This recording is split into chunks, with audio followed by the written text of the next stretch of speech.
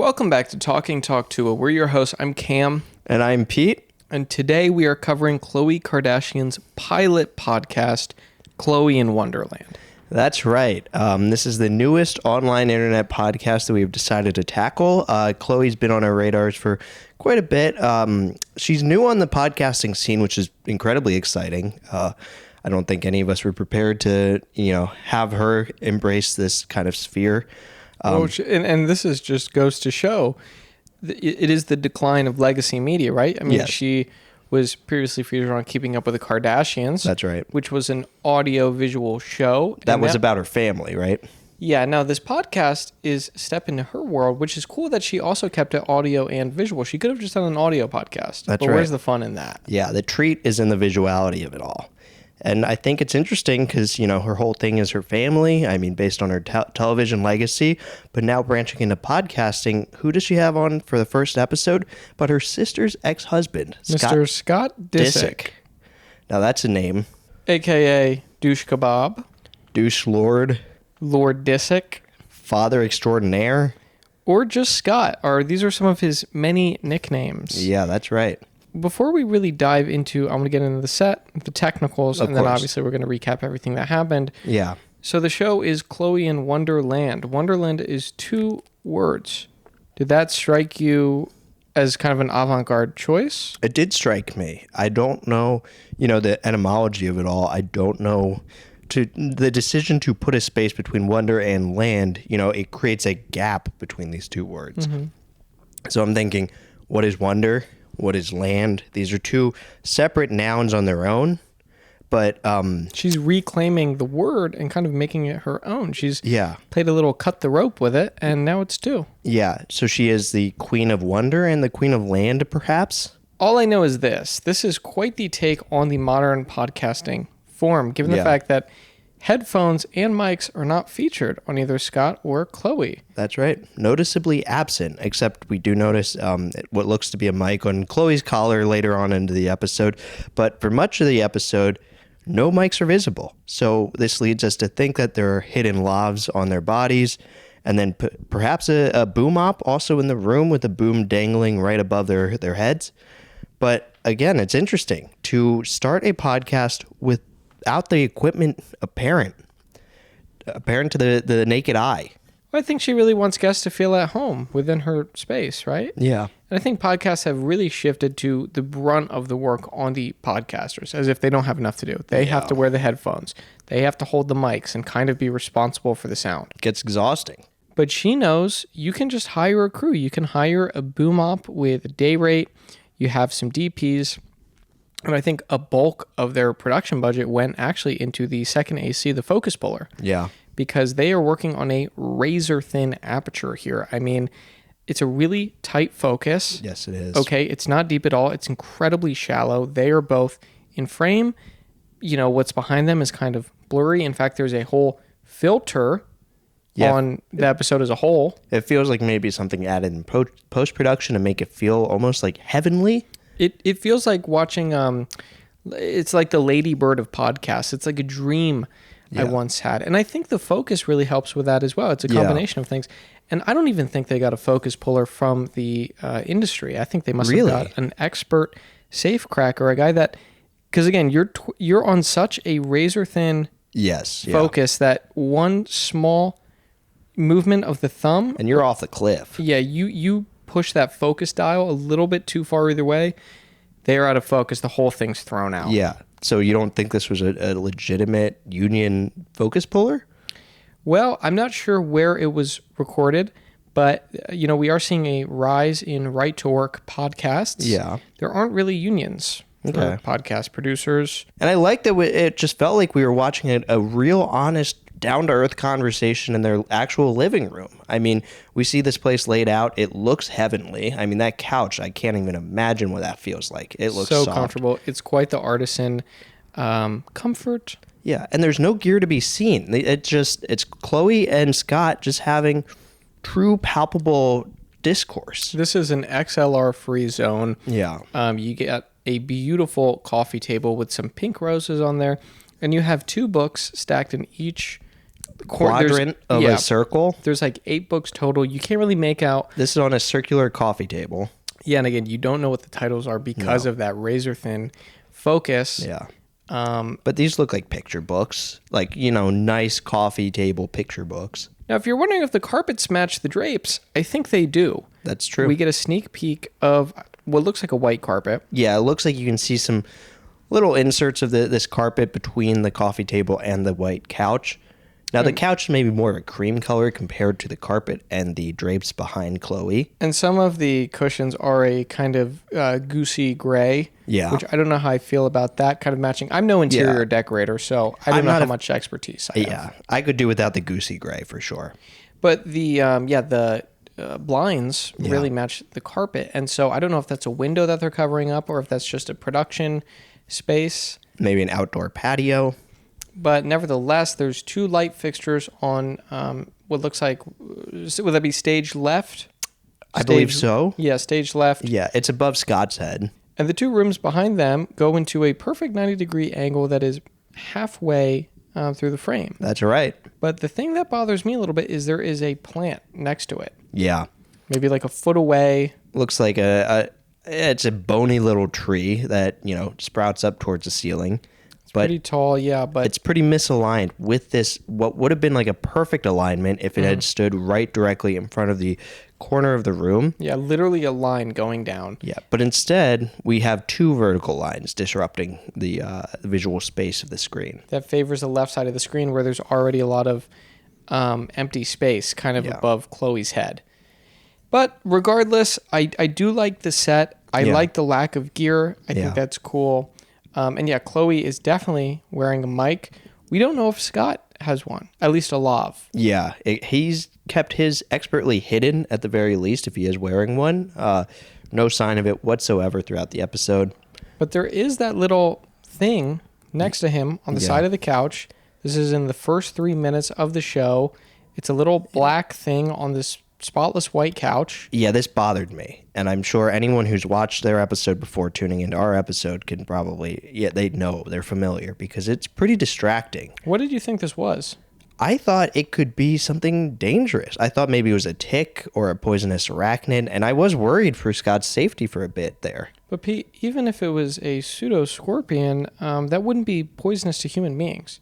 So Scott would be in the clear. I think this might have been some sort of magical talisman to enhance Scott's conversation. Interesting. Yeah, I just, it's just this little speck. It slipped out of his pocket, I think. Yeah. But then it got cleaned up. I guess they decided that maybe this was going to be too much of a distraction on set, but about 3 minutes in, it was quickly remedied, no longer apparent on screen, and Scott's phone was also taken away because Scott had his phone to his left, in between couch cushions, kind of distracting. But at around the 3 minute mark, both the blob and his phone were concealed. So I stopped. What year was this? Recently? Like a few months ago. That was probably the last time I've done an interview. So we don't know if he put them away or if the, set phone handler came by and also took his little totem. Yeah. But I'm just glad his corner was tidied up. Maybe they didn't want him to have a leg up on the conversation because if this charm was in fact magical and granting him sort of wisdom and, better chance of articulating his thought in a podcast environment, then, he'd be one-upping Khloé. We don't want that on her own show, let alone the pilot. The very first episode. That would have been a bad look. Yeah. So anyway, let's really get into the show now. Yeah, I'd love that. I mean, we opened with a really nice promo. I thought it was fun to see teases of what they're going to be talking about in the episode. Lord Disick, I know you don't do podcasts. I don't do anything for you though, Khloé. You are father extraordinaire. I do explain to Mason how drinking affected me. I'm not treating you any different because of my mistakes or how I live. But if I see a problem, I will take action. Do you remember when we wrestled? Crazy, drunk wrestled? Oh, Paris. Courtney kicked you out of the car. You threw up on your driver. My mom was like, oh my are God. An embarrassment. That's how rumors get started. I don't know how many people remember this, but... But I do think the editing in this segment felt a little bit like a disservice to the content. Felt like the editing was a bit dramatic of course they were talking about dramatic things, but it felt almost like a horror kind of drama with the editing. Well, I don't think they were afraid to put some money into getting one of the editors from Five Nights at Freddy's to maybe do a cut of this, because it kind of matched that energy. Yeah, it had some stings and vibrations, like audio-wise, and then it was just kind of like flash cuts. Yeah. It just, it brings you in an awkward way, because I don't feel like the rest of the episode really reflected what this preview was showing us. I felt it more thematically that this was kind of saying, hey, these are high stakes we're working with. Yeah. Because it ended on a massive cliffhanger of what the happened in Paris. Yeah, because Scott, he gets bleeped consistently throughout this episode. We learned that he has a bit of a potty mouth. Intense 87 people. Oh, But you're that's the first. I don't know if he was kissing his mother with that mouth. Yeah. Now, it just, even in the preview, he's bleeping, and he is bleeped, and that's how the preview ends, and it brings you into the title card for Khloé in Wonderland. This is more than a show. It's a window into my world and the stories that make it meaningful. Welcome to Khloé in Wonderland. The title card was cool. She's laying down. But do you feel like you wouldn't have been as excited for the episode if you didn't have that intro? It kind of got my blood pumping. Well, I know Chloe's probably an interesting person based on, I hear about her all the time. Of course. She comes from one of the most famous aristocracies in modern day America. Yeah. That's what it seems like, at least. They talk a lot about their bloodlines throughout this episode. But again, she is a shining star that really stands out from the rest of the Kardashian family. Yeah. She's the first to get into the podcasting scene. And, this is really just a window into her world, which is what she was saying about the podcast series. But it's more than a show, which that's impressive to be more than a podcast. That's an enticing offer. You have to tune into something like that. Well, what did you think of the Open Mind logo on the top right for the beginning of the episode? I was confused by that. I don't know what that was. If it was a sponsor, wasn't really made clear. And that's actually interesting, because there's also a logo for X, formerly known as Twitter, but now the famously Everything app. That X logo is in the bottom right of the screen for the first couple of minutes of the episode, without any explanation or allusion to why it's there. I assume they're a sponsor. Well, I think they're just letting people know that this is going to be available on the X platform. But not the Instagram platform or the TikTok platform? Well, you have to understand how rapidly the industry is changing, okay? Yeah. You have to think about where people are getting their podcasts. And if they have an amazing app that was bought by a top-tier podcaster, Elon Musk. Well, a famous guest on many podcasts. That's right. He doesn't have his own podcast, but he's been on a lot of incredible podcasts. Yeah. And he is one of the best podcast guests you can ever get. Anytime he's on a podcast, it's a treat to tune in. But so maybe she's just kind of alluding to the fact that, hey, this is really it's like saying, okay, if you want to fully enjoy this movie, you got to have surround sound. Yeah. So if you want to watch this episode how it should be watched, check it out on X, because I bet their video player system is just top tier. Yeah, I could totally see myself spending just unlimited amounts of time watching podcasts on X.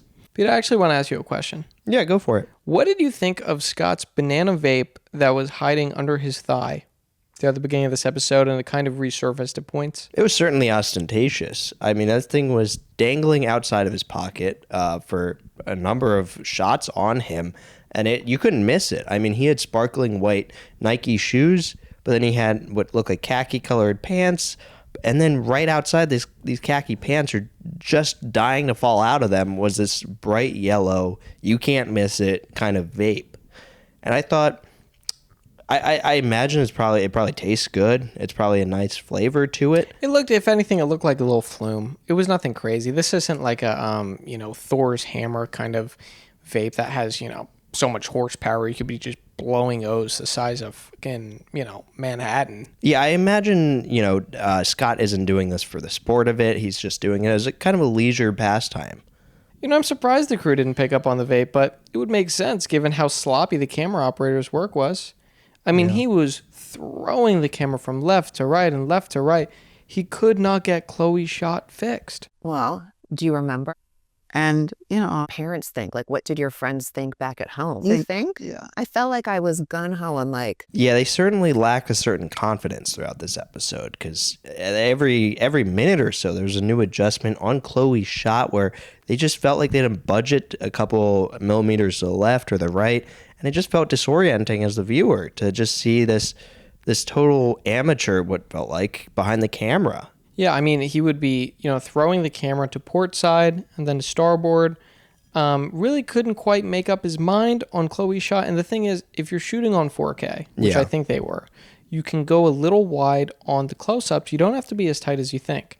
Because then in post-production, you can get that editor, the Five Nights at Freddy's guy, he knows what he's doing, to just, punch in. Yeah, that's you what can- the 4K is for, because you're not uploading, it's going to get taken down a peg when you upload it. Yeah, it's going to be down to 1080p for the actual upload. So when you zoom in on 4K, you can do it without losing resolution. Yeah, so it you're still not looks- losing a single pixel. It looks picture perfect the same way. It's just that now you can actually get some adjustments that you want through post-production rather than on set where you're just so shaky, so just wishy-washy with But it why all. was that happening with Khloé's shot specifically? Because, and look, this is a podcast with standard kind of Hollywood coverage, right? We Yeah. had the wide shot, we had the close-up of Scott, close-up of Khloé. We had some over-the-shoulder shots. At one point, it was an over-the-thumb shot. Yeah. It was like Khloé's thumb was kind of in there. Yeah, poking into Scott's frame. Now, I mean, if you just look at the body behavior of it all, we see Scott leaning into the couch. He seems way more at ease, way more comfortable, whereas Khloé is just upright for much of the conversation, like a stiff line.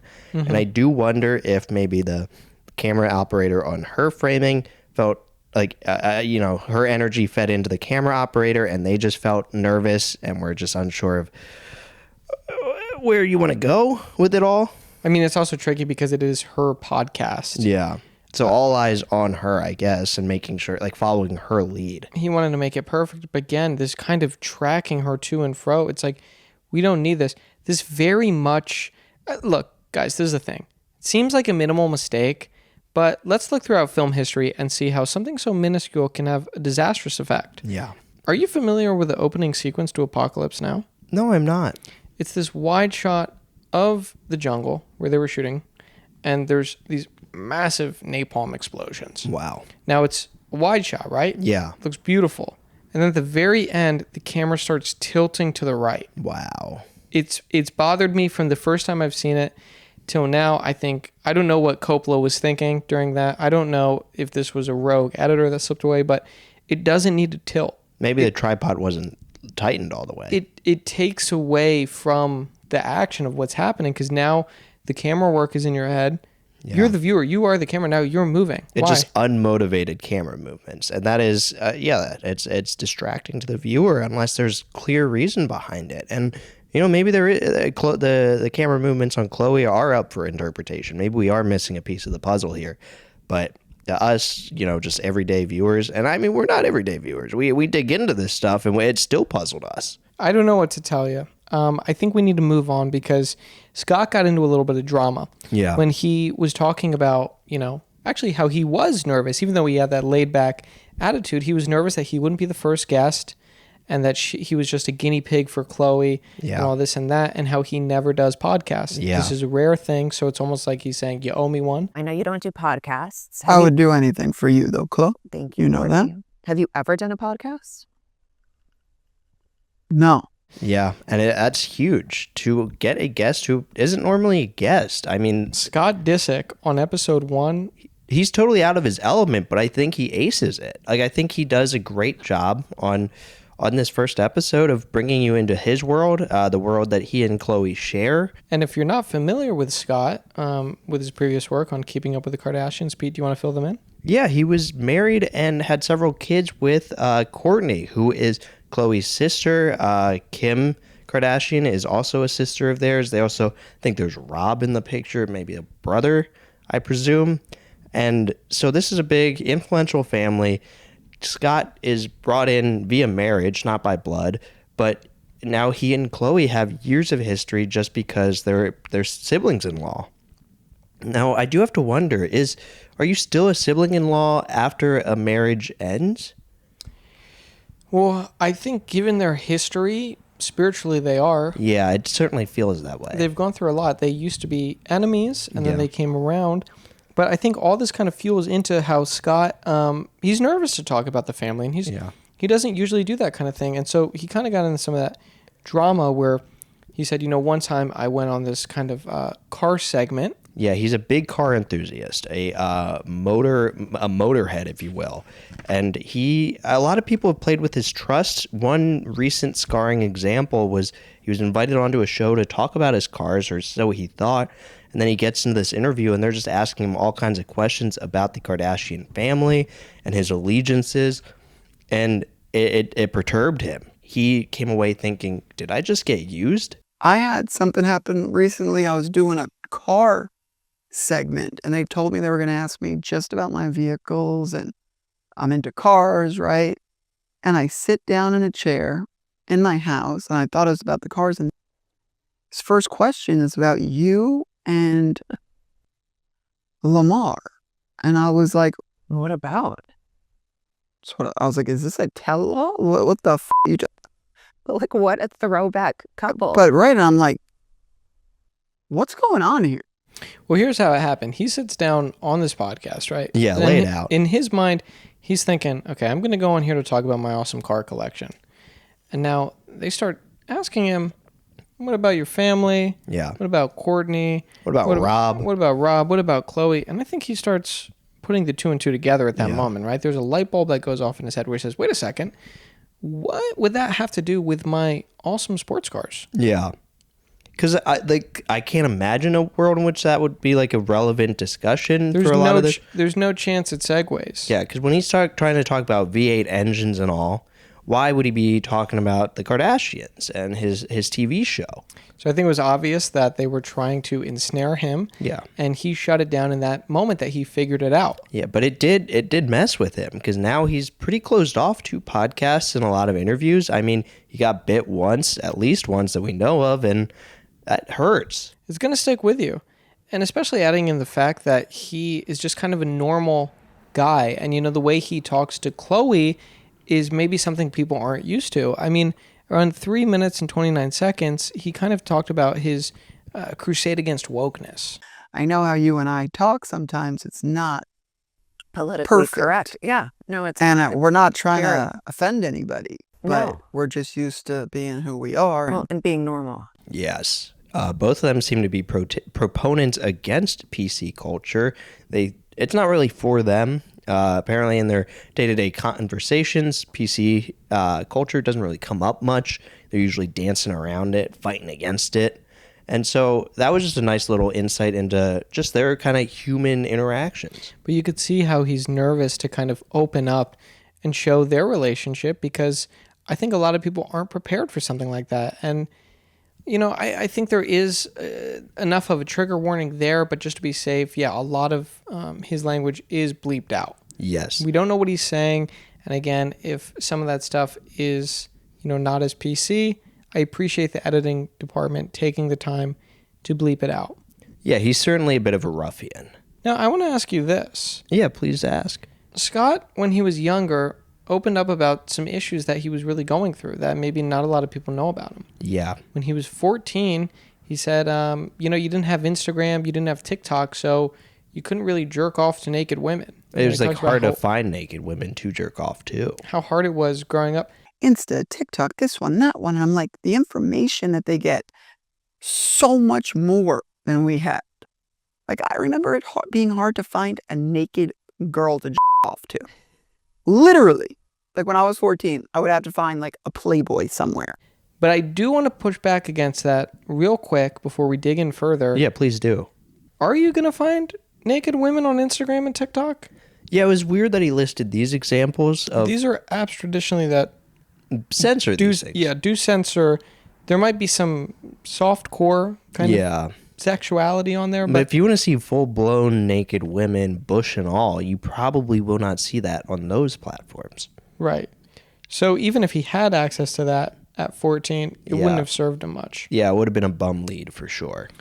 But, I'm sure one Christmas he went downstairs looking for milk and cookies and he stumbled upon some old Playboys because that's what he had to use to help service himself and his body. Yeah, that's right. And Khloé actually uses this, to bring up the fact that Scott's mom used to be involved with Hugh Hefner's dynasty of the Playboy mansions. Wasn't your mom in Playboy? No. What was she? No. She worked at a Playboy mansion. Okay. We were once. down in your basement. Oh, when and she you had found the those outfit, the Playboy bunny bunny. Yeah. and pictures. At I remember one of that. the, Bonnie the bunny. and I think in Manhattan, it was like one of Hefner's Playboy Club. Playboy mansion clubs. Yes, that's what it Yeah, was. Okay. she wasn't a nude model. He wasn't crystal clear about what she did there, but he did say she didn't model nude.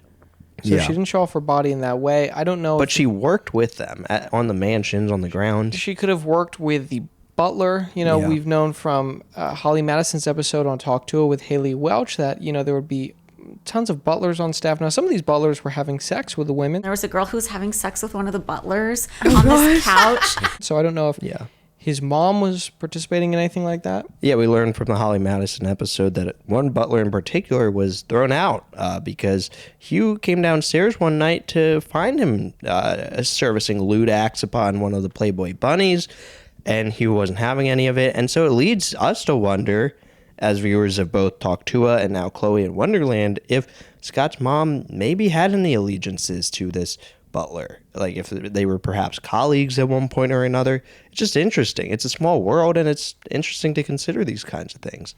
Well, Scott certainly got to know a lot of his mom's colleagues through his, sessions with the Playboys. I'm sure he was busting to all sorts of her peers. Yeah. But, moving on from that, we kind of get into, there's a camera tilt around 4 minutes and 2 seconds. I'm not going to list all of these off with their timestamps. Just know that they're abundant, and really this is the kind of sloppy work that aggravates me like nothing else. Yeah, it's just, if you're going to pick a frame, you should stick to it unless there's clear reason to switch it up. I don't want to get apoplectic right before listing off some more of Scott's nicknames because we stumble into that section. Yeah. We have Lord Disick. We have Scott. We have Good. douchebag. No, just kidding. Oh, but then we douche have douche lord. douche kebab. You are, I think, father extraordinaire. I do really like the father thing. I do want to note that at 3 minutes and 42 seconds, Scott is naming a few of X's competitors. X, the Everything app, he names a couple of their competitors like Instagram and TikTok.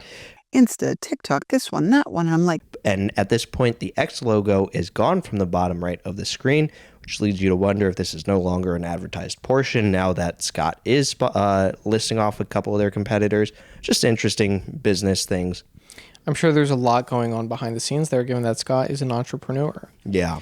But going into some of his earlier history, he confesses that he was a young 22-year-old. When he met Khloé. That's right. And I think he had a rocky relationship with her, given the fact that, he was seeing Kourtney and he was on Khloé's turf. I think she was being protective of her sister. Yeah. As he even confessed that he would have done the same thing. you were just protecting your sister, and looking back, I would have probably done the same. Now, Khloé is Kourtney's kid sister, right? Because I think Kourtney has a couple years up on Scott. Yeah. And I believe Scott and Khloé are maybe roughly the same age, or Khloé's even younger than Scott. But it's just interesting to know who is the kid sister of who in the Kardashian family. But you can see how those tensions would be high regardless of Scott's behavior. Yeah. Because even if he wasn't doing anything to aggravate Khloé directly, I think she was kind of like, you're intruding on my space. Yeah. Who is this guy with my sister? But they really came around, and I think everything she disliked about Scott, she then kind of turned a corner to, and she said, actually, those are some of your best qualities. Yeah. Later in life. Did a full 180. And at 7 minutes and 13 seconds, I thought this was a beautiful moment where Khloé opens up and says she considers him to be one of her best friends and she loves him so much. We get a shot of Scott and he kind of mumbles, and you can't really make out a single thing that he's mumbling back to her, but it felt like it came directly from his heart. I consider you one of my best friends, and I love you so much. I want to take a shot in the dark here. I think he was saying, I love you. Okay. And you could tell how hard it was in that moment for him to kind of come to terms with his feelings, because they've had a really long relationship. They've had a lot of ups and downs. Certainly rough and tumble at times, but it is beautiful to see that they've come around to each other in this new way, this new podcasting light as host and guest. And yeah, it was certainly an emotional moment, and I wish we could kind of get a transcript of what Scott said there, but I mean, it's up to the imagination, and that's powerful too. Well, for this podcast, Khloé did a poll to see what the number one question that viewers had for Scott was. And she asked him, have we ever hooked up? Now, Scott replies, fuck yeah. But then he sort of acts surprised when she was like, that's not the case. Have you and I ever hooked up? Yeah. No, we haven't. And What did you make of this moment? Yeah, it certainly seemed like an awkward attempt at a joke on Scott's part. Did not stick the landing at all. And it felt a little strange because, again, their relationship is rather tumultuous, rather unconventional in that he's now a beloved ex of her sister, where like their relationship's a bit off bounds by most norms and conventions. Well, there's also the narrative that Scott hooked up with Kendall, and then there was a jump cut around 10:35. either you hooking up with Kendall, I've always seen a lot. It's either been Kendall or me. And I'm like, I don't even know if you and Kendall hang out that much because she's always just so I don't busy. think it has any truth, so they just run with anything. You know what I Right. mean? Just like, oh, look at their relationship. They're close. Boom. Yeah, that's right. He was talking, and mid-sentence there's like an abrupt cut where his mouth kind of does not sync up, but the sentence, strangely enough, does still flow together. It seems certainly apparent that there was some material edited out. Well, you know, around 10:49, there's another audio issue, if you want to call it that, where his mouth is moving, but no sound comes out. Bro, I have children with her sister. Why do you think there was a string of cuts here and maybe audio issues? Do you think that maybe there's some foul forces at play? Some salacious talk. I mean, Scott he comes on ready to bare his soul in a lot of ways. Keep in mind, he's pent up a lot of energy, having not done many interviews recently after getting scammed on the car interview. And now he's coming to play. And I think he's ready to get a little bit, intimate. And He's playing around. Yeah, he's making jokes that might not make it to the final cut, but he's having fun in the moment. He's keeping things loose with Khloé. And yeah, if it gets lost on the editing floor, then so be it. As long as Scott and Khloé are having fun, I think it makes the rest of the conversation flow nicely. Although again, like as viewers, it would be nice to be privy to some of what was cut, but up to the imagination. Well, we can infer because they talked about how having a relationship between them would be total annihilation.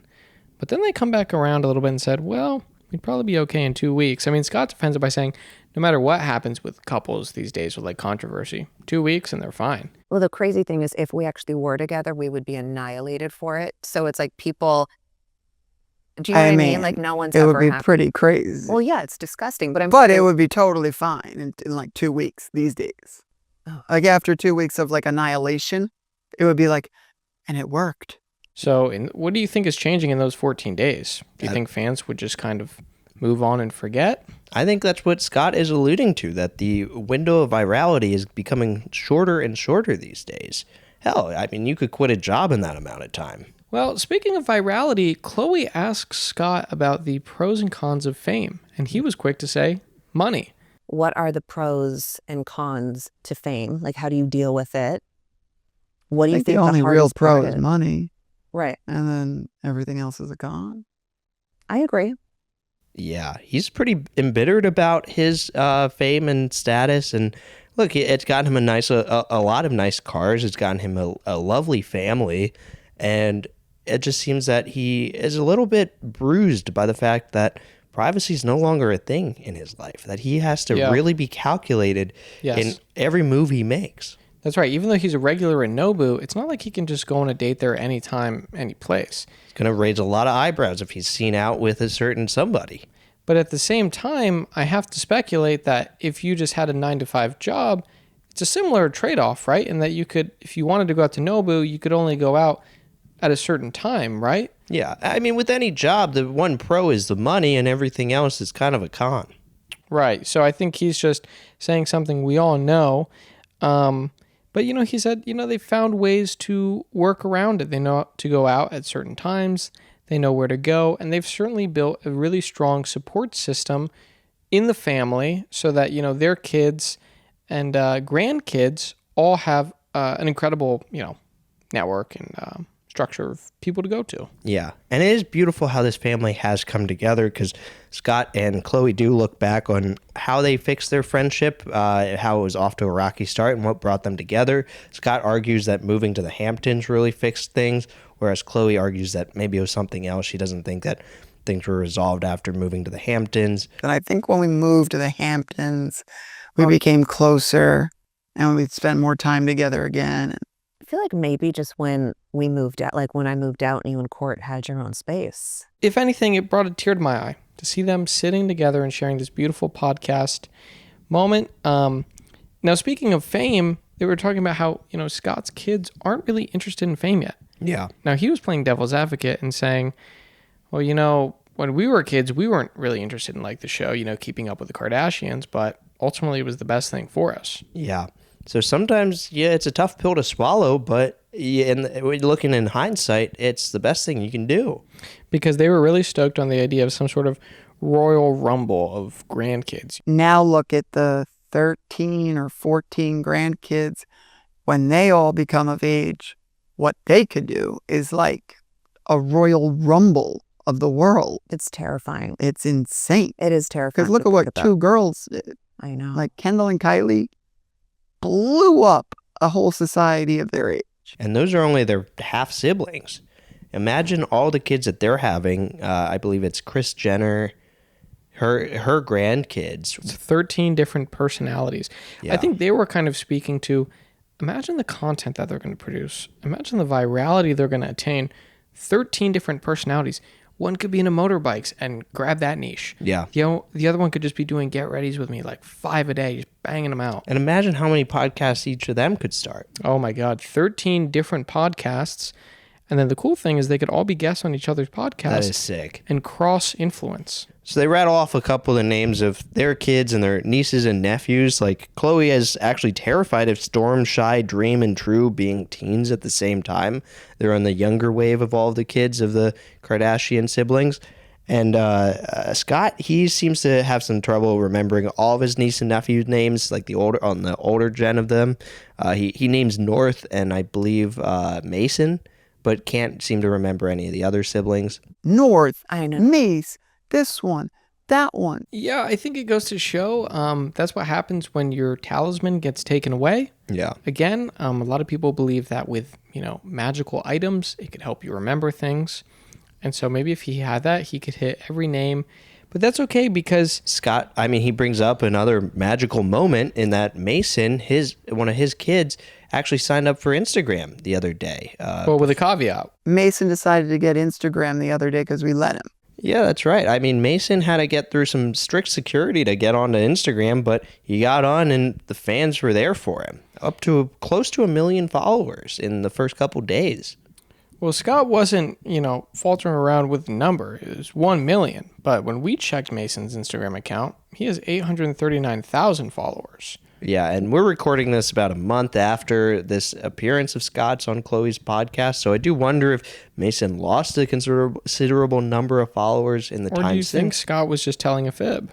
I mean, maybe Scott is his son's biggest hype man. It's possible, but I don't know. I think it's possible that Mason, you know, fans signed on and realized that that wasn't the content that they were signing up for or that they wanted to see in their feeds, and maybe they backed out of the following contract. Also, given the fact that Mason is primarily posting on grid photos, yeah. I think a lot of attention and eyes are on Reels right now. So I think if he could get into the short form vertical video space, then maybe he could boost up his page back to where it used to be. That's true. And it is important to note that Mason also does not seem to follow back. All he follows are 8 accounts, and they're all his family members. Now, at 1833, there was a blinding light on Khloé. I swear to you.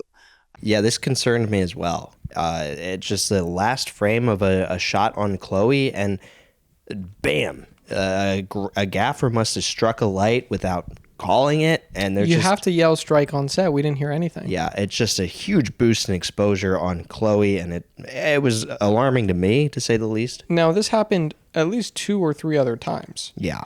So, whether it was someone turning on, a fill light or something, or someone just maybe taking a behind the scenes photo with a flash on. Yeah. I think either one was totally inappropriate. We have to follow set etiquette and protocol here because when you're on a hot set, the mics are hot. Even though they don't have mics, they're in conversation. The conversation is flowing beautifully. That's not the time to be burning someone's eyes out. I mean, that can cause permanent damage. Yeah, her corneas may never be the same. But then we do get the story from Scott of how his kid at breakfast one day, his kid Rain, accused one of their house nannies, Allie, of hosting exotic dance parties in the middle of the night. He pulls me aside in the morning. He's like, "Did you hear anything last night?" I go, "No." He goes, "Very loud." I go, "It was loud?"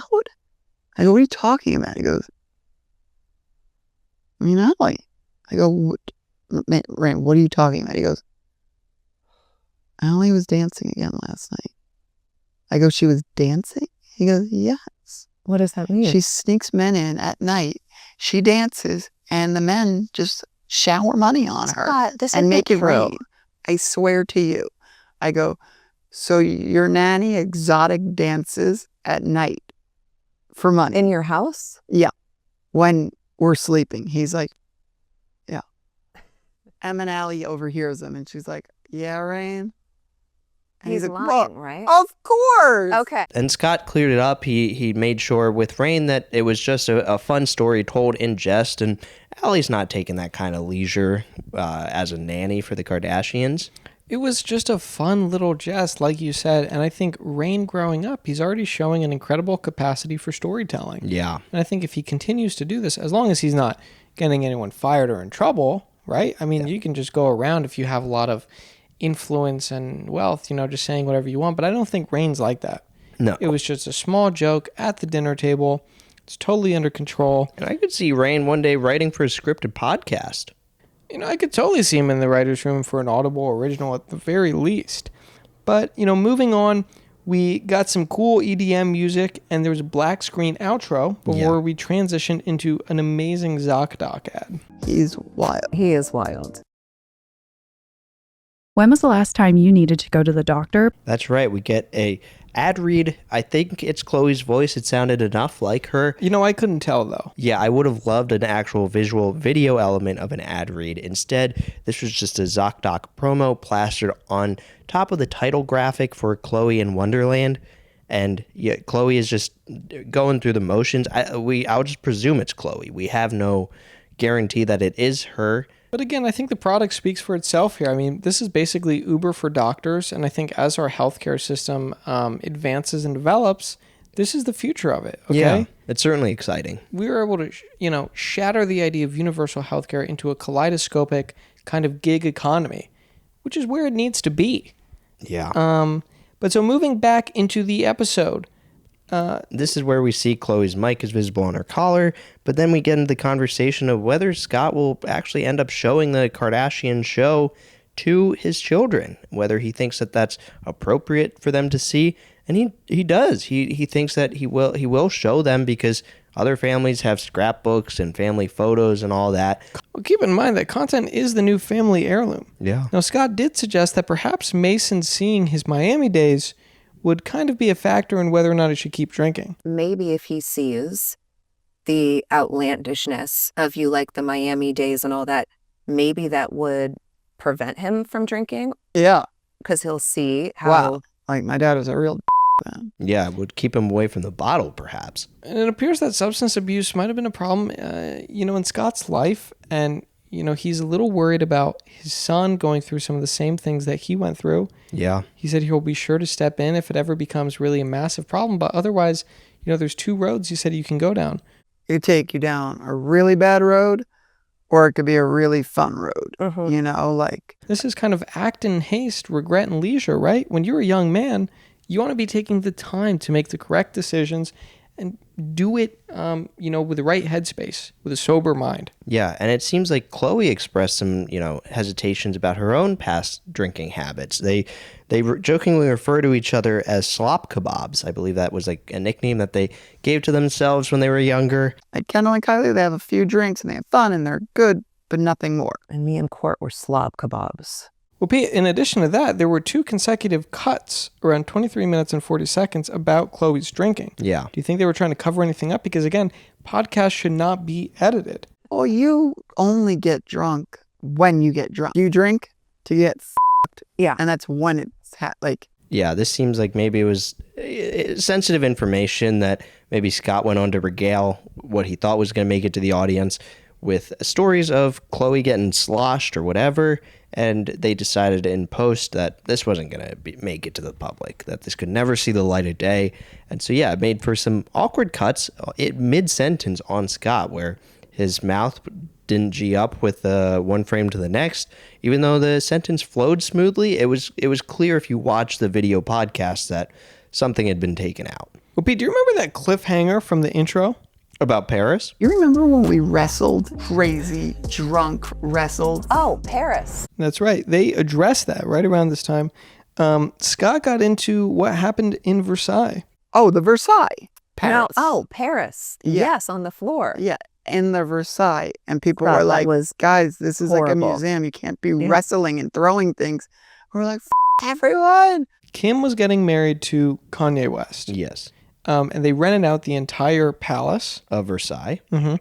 And so this was a pre-wedding event, some kind of pre-nuptial. Yeah, so the actual wedding was going to take place in Italy the next day. This was just a pre-party. So during the sidereal event, Khloé and Scott got drunk together and they started wrestling on the ground floor. I mean, it was like a UFC cage match. Yeah, on the floor of Versailles, a very famous museum, they referred to it. were just grappling, putting each other in half Nelsons under the influence. I mean, there are a lot of factors with this. And keep in mind, Lana Del Rey is singing, apparently. Well, what I want to get into is the fact that Khloé was going through a divorce. Yeah. It was also Scott's birthday.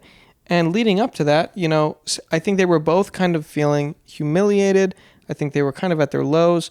Scott said that he threw up on an Uber driver or something before that. So they certainly were not feeling their best. And so what better time than that to get hosed at under the cover of a wedding of a sibling. And in a beautiful locale, they took the opportunity to kind of make a mess. And they didn't get off easy with the rest of the family. Apparently the rest of the family were calling them disgusting. They were really, they felt bad. My mom kicked me out of the room and was like, Oh you my are God.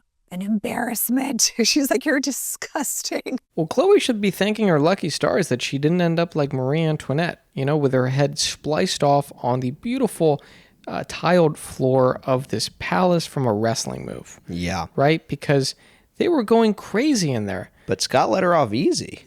Well, we don't know who won. That's true. That's undisclosed. So but it was still anyone's match. And even with all the shame going into this event and them wrestling together, totally platonic, Yeah, I assume, by the way. yeah.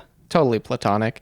They said they would do it again. Yeah, Scott said that the worst part was the fact that they had to wake up the next day to fly to Italy, and no one really gave them proper warning that they would have to get on a plane to go to the wedding in Italy from Versailles. I think I slept in the bathroom of I my threw up. room. I And they're I like, don't all remember right, the we're getting on a plane. We're going to Italy. And I I was was so drunk at the wedding, but I drank the day before. I It was get it. horrible. like, it was rough. horrible. Oh, They really needed to tell but they needed to us take we the were going to alcohol away fly from the us. next day at 7 Oh, a.m. it was horrible. Which is a huge nuisance. I mean, that's just a pain in the ass. Yeah, Khloé said she was still drunk the next day from just what she'd had the day before. And yeah, Scott said that was the worst part, was the flight. And other than that, they would do it again. Apparently it was just a great time. But that was so crazy to like look back at that. And now, like, obviously you'd still have fun, but we would never be throwing bottles around and wrestling through the Versailles. Like, I hope. I mean, it who was knows? fun. That was fun, actually. Yeah, I would do it again. I don't Well, I hope they stretched before and after because that must have been a sore flight. Yeah. Now, moving on, it was news to me that Scott is an only child. Yeah. Did not see that coming. Yeah, he married into quite a grand family. I mean, the Kardashians, 4 siblings, next to Kourtney. We got Khloé, Kim, Rob. And don't forget Mason, Scott's son, who he was actually lecturing on some dating advice. And I just said, it's like, you could do whatever you want. Just don't lie and don't manipulate any girls. Yeah, that's right. Scott is taking a pretty laissez-faire approach in fathering his son, where he's just coming in to offer the very necessary guidance, but not really more than that. He's happy to see his son growing into his own and is excited to make sure that his son is, on the right track, just not lying or manipulating. Well, Scott's youngest kid is 10, and he wants to wait another 8 years until they're ready to go to college for him to start getting back in the dating game. That's right. His kids have been pressing him about finding someone else. Apparently, they'd love to see Scott with another woman, another person, and Scott is holding firm. He's saying, no, I want to focus on my kids while you guys are all young, while I need to make sure that you're all on the right track. Now, do you think this is too black and white thinking? That he could have Is there wiggle room to maybe bring someone in the picture while still focusing most of your time on the kids? Yeah, well, I certainly felt more in that line of thinking before about, Scott maybe being too much of a contrarian and not letting a new love into his life while raising his kids. But then Khloé actually backed him up. She's single herself and is raising kids, and she's really just focusing on them. I'm not dating. I don't care to. Like, my focus is just my kids. By the way, a lot of people I know that are not famous are in like these long relationships and they're breaking up. That's crazy. But I keep hearing Where are you going? Yeah, the grass is not always greener. You got to water your own grass sometimes. Is that like masturbating? No. Oh. Just water your own grass. But I meant. Well, Khloé actually pushed back on that, saying that if you've been seeing someone for 13, 14 years, now's not the time to be breaking up with him. But Scott pushed back on that and said, life's kind of all about rebirth, Yeah. Seeing new people, new chapters of your life. He's the king of reinvention, Yeah. as Khloé put it, And he's also the king of dating a little younger than he should, as he acknowledges. I guess a couple of his past relationships have been with women on the younger side of things. His relationship with Kourtney was apparently not. I mean, Kourtney was a couple years older than him, it appeared. But ever since then, he tends to date younger. We know that I've tend to date a little younger than I should. Yeah, it's something he acknowledges, but he shares the bombshell that his last relationship was good. It wasn't guarded at all, yeah. Yeah, but they did end up breaking up because I guess there was a maturity difference. Yeah, she needs to put in some time and work and get into a better headspace before she can be with him. But he felt good about if they ever did find each other again after she matured, that things could work out between them. Well, his master plan is just give it a couple years, let her mature, because he's already good to go. Yeah. He's already mature. His frontal lobe developed. Yeah. It's there. I'll get back with her when she gets older. That'll be easy. But she'll still be the same. Yeah, but she'll be matured then and older and been through life a little bit and gotten over. So you had some heartbreaks. Got it. And Yeah, Scott certainly does seem to know what he wants, but then Khloé presses him on the fact that he can be flaky at times. She expresses the fact that she had concerns whether he would even show up for the podcast appearance that day because there's been a number of times where he doesn't show up to things that she's invited him to, and this seems like a certain liability in their friendship. The only thing that really annoys me about you is when you say you're going to come to something and then you don't show up. all right. I was thinking you were going to do that to me today. Never. Friendship, they seem more like siblings to me, especially after Khloé bro-zoned him. We have such a relationship where you're literally like my brother that it's... Yeah, they seem totally platonic.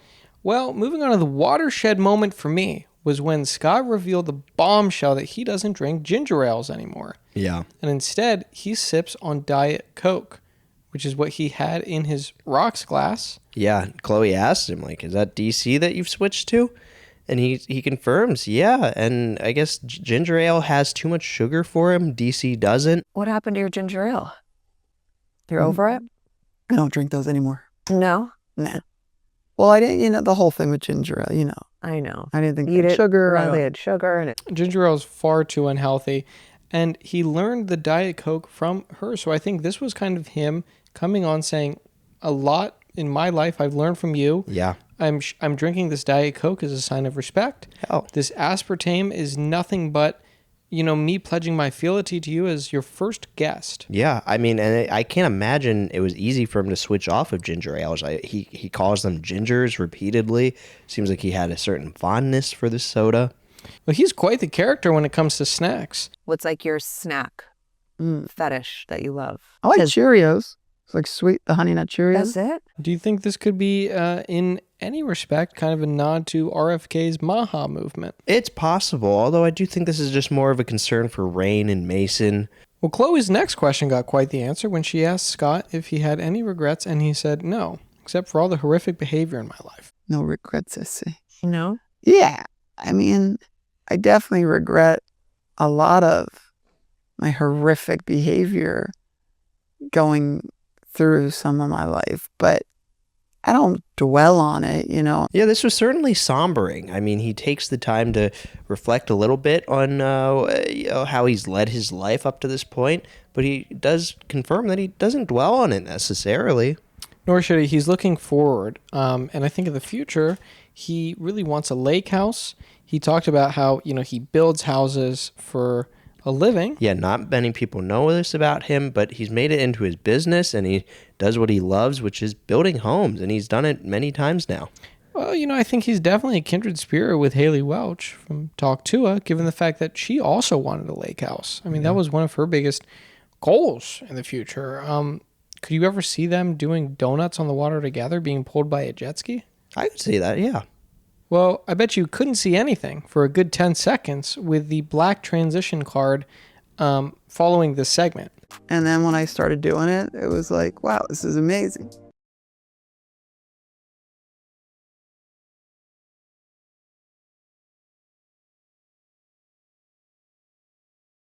I don't know. It felt like maybe an ad read went missing, like maybe some media was not found, because it just felt uncalled for, because there was some music leading up to what I assumed we were about to be hit with an ad break, but then the screen just went black for 10 seconds. I mean, this was because usually when you're transitioning from segments to in and out of like ad sequences, you'll put a little black card for like 2 seconds. Yeah. This was 10 seconds of black. And no ad. No audio. Just a totality of darkness. It was like the opening of 2001: A Space Odyssey. I was waiting for that kind of ominous sound. Yeah, to a come drone forth, or something. Yeah. But it didn't. No. This was quite the creative decision. Yeah. I don't know if it paid off for me, but I will say I was really stoked for the next segment when they talked about how they were kind of like the progenitors of the podcasting industry. You and I But we started did a it podcast. way before anybody. What in a year is that? bathtub together, which is insane. I had a bathing suit on. Yeah, they reminisce on the time that they recorded a podcast in the bathtub and named it The Lord and the Lady. So they seem to have a history with podcasting that never really made it to the public. Yeah, they were one of the first podcasters, and they didn't have any visuals. This was at a time when podcasting was weirdly only an audio format. I do have to say that I think it's maybe a false claim that they were the first podcasters. They say that they were doing this about 11 years ago, which puts us at about 2014.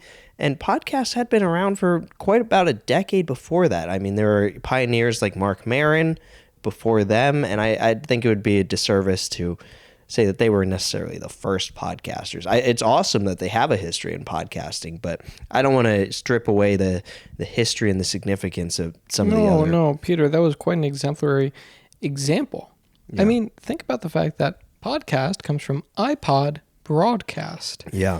And I was certainly listening to the Black Eyed Peas on my iPod as early as 2008, 2009. Yeah. So, there were a lot of players in the game. I'm glad that they came as early as they did, and they certainly were trendsetters with this kind of new wave of incredible content like Keeping Up with the Kardashians. And doing it in the bathtub with your sibling-in-law. And it was, again, totally a platonic experience. He did make a remark that she looked like someone from Baywatch. You looked like you were from Baywatch. Yes, It was I insane. had a red bathing suit on. It was crazy. Now, Baywatch is a movie about sexy lifeguards that are really hot. Yeah. But I think he was just putting it together that it's like, look, she was in the water. Yeah. That's just and they were wearing clothes. They were wearing swimsuits. And it's just a brother and telling a sister-in-law that she looks great in a bikini. Well, they tried to do it again in Cleveland, the podcast, and it never really got off the ground. And yeah, apparently Khloé was just pregnant and not having any of it. She was kind of upset, apparently on a ride home from an event or something. He was just asking her too many questions. And really she was needling her. kind of getting fed up. But, I think she made amends to this, what could have been by naming this podcast episode The Lord and the Lady. Yeah, he certainly pressed her on this. This was one of the closing moments where he just wanted to hold her to the fact that you're going to name this The Lord and the Lady, right? As a tribute to our prior project. And then this episode's The Lord and His Lady. The Lord and His Lady. Episode 1. Let's just make that clear. And she held true to that promise, and I think it was a nice title. It really reflected kind of their long history and beautiful relationship. Well, we certainly got to know a lot about Scott. Now, it's interesting that she was mainly the interviewer, but we didn't get to know too much about Khloé. No. Which I came to see her Wonderland, but this is how gracious she is. Yeah, and maybe she's letting us know that she's mostly influenced by the people around her. Yes. Well, we do know that she likes the Hamptons a little less than Scott. Yes. But I think most people know that. We, cleared up that. They've run through all the towns and places they've lived in for when they were filming their show, and the Hamptons and New York were two big ones. Scott claimed to love both. New York City? Although Khloé pressed him on Plains, that. Huh? No, I think it was New York City, yeah. Khloé pressed him on that. She was like, you didn't love New York. But then he's from New York. Yeah, he held firm to that. So he seemed to have a great time traveling around for the show, although he said Miami was too much for him. Of course it was. You walk in any IHOP and you're going to have to take a shot of liquor. Yeah, it's definitely intense. Well, Khloé wrapped up the episode real nice by tackling Scott. Yeah. She broke out of her stiff, rigid posture. She dove onto him to give him a gracious hug. And he air pumped in celebration, and then she was like, what are you doing with that hand? Love you. Oh! I don't know what hand movement that was, but it felt gross. It wasn't good. It felt gross. It was. Yeah, it certainly wasn't one of Scott's finer moments. He definitely didn't let the better nature get the best of him. Well, it felt like she was transporting them back to the marbled floor of the palatial Versailles. Yeah. And they were just two buds going at it, just totally platonic, just wrestling all over the place. That's an interesting, analysis. I didn't consider it in that view. And even though they were both like, oh my God, what was that? What happened? Scott, what was your hand doing in the air? It's all goofs, together they're incredible. It's a dynamic energy. They're weaving together a beautiful story. Hell, they could have been in the bathtub to wrap it up. Yeah. So I want to ask you this, your overall impressions of the podcast, what are you looking forward to? Was there anything that really didn't work for you? Anything stand out that we didn't talk about? No. I mean, for me, I love the dreamlike aesthetic. I really thought it was fascinating to have on your sister's ex as the first guest, and then be able to show that you guys have a beautiful relationship. That, when a sibling breaks off their relationship with someone, it doesn't mean that they have to be cast out from the rest of the family. No. So I really commend Khloé for bringing him back into the fold and having a gracious conversation with him. I learned a lot about the relationship. I hadn't known much about the Kardashian clan before this. I had to do a little bit of research in all the siblings, and I thought it all came together very nicely. I learned a lot about all the different clan members, and it's really just nice. For me, it's all about the technicals. Yeah. In future episodes, I want to see that camera movement cleaned up. We can't be swinging it around so wildly. Let's pick a position, put tape on the ground. Let's get those tripods secured tight. Okay, I don't want to be swinging them around wildly unless there is movement to show it. But again, guys, that's why we have the wide shot, okay? We can always cut back to that. Each shot is a tool. That's certainly fair. Okay, close-ups should not be as tight in the production. We can loosen them up in post. Again, I think sound was great. There were a couple moments with scratchy mics. Yeah. There is that tree behind them. Guys, that is the perfect place for a plant mic. Come on. Yeah, and let's make sure that tree is lined up with the corner of the room next time too, so that there aren't two distracting vertical lines in the center of the frame. Now, I want to challenge the focus puller here. Can we get that aperture even tighter? Okay, I don't want to see anything from the background. I want it to be completely blurry. I think it'll really add to the dreaminess of this. I would certainly agree. We were talking about filmmaker Stanley Kubrick earlier. Yeah. And in his hit film Barry Lyndon, he actually borrowed lenses from NASA to shoot at a remarkably tight f-stop of 0.7. Yeah. Okay? I mean, this is basically, you're capturing candlelit rooms on film without any extra lighting. Incredibly difficult. For the vibe, because it's like, again, you want to talk about a razor thin aperture, I think we could do it. Maybe we could get those lenses. I just want to push the technicals all the way here. I think this podcast is pioneering something beautiful. Yeah. And again, I'd like at least for future guests, for me, I'd like to see more of the Kardashians on it. Yeah, I'd love to see more of the family in there. So guys, thank you so much for checking us out. And next week, we might be watching another one of Khloé's episodes, maybe something else. We're kind of bouncing around, but we like doing deep dives. Yeah, so thank you so much for joining us along for these deep dives. We hope you enjoy our analyses of each of these different shows. They all have something different to bring to the podcasting table, and we're certainly thankful to all the hosts for all that they share with us. And yeah, we hope that you enjoy what we've shared with you. Thank you for tuning in. We'll catch you next week. Until then, take care and bye. Thank you, guys. Bye-bye.